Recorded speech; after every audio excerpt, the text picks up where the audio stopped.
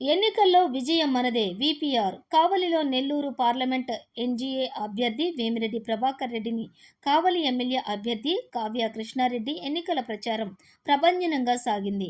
వేమిరెడ్డి ప్రభాకర్ రెడ్డి కావలి పట్టణంలో టీడీపీ మిత్రపక్ష కార్యకర్తలు భారీ సంఖ్యలో తరలివచ్చి అఖండ స్వాగతం పలికారు.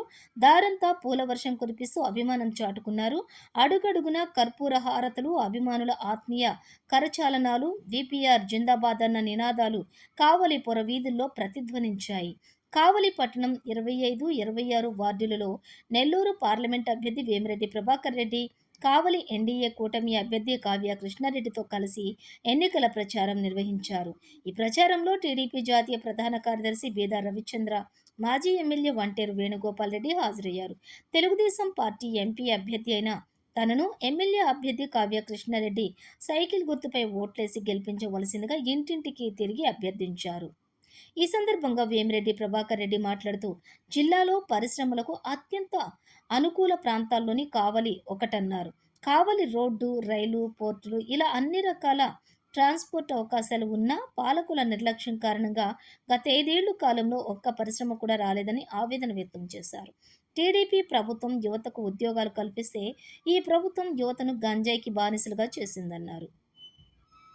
తాను ముస్లింలకు వ్యతిరేకి అంటూ విజయసాయిరెడ్డి తప్పుడు ప్రచారం చేస్తున్నాడని, తన నామినేషన్ కార్యక్రమంలో నెల్లూరు మాజీ మేయర్ అబ్దుల్ అజీజ్ వెంటే ఉన్నారని అన్నారు. విజయసాయిరెడ్డి నామినేషన్ కార్యక్రమంలో కనీసం ఒక్క ముస్లింకైనా ప్రాధాన్యం ఇచ్చావా అంటూ ప్రశ్నించారు.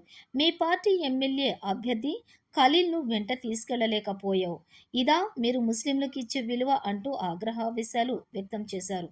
టీడీపీ హయాంలో కరెంటు బిల్లు ఎంతొచ్చింది, ఇప్పుడు ఎంతొస్తుంది అనేది ప్రతి ఒక్కరూ ఆలోచించాలన్నారు.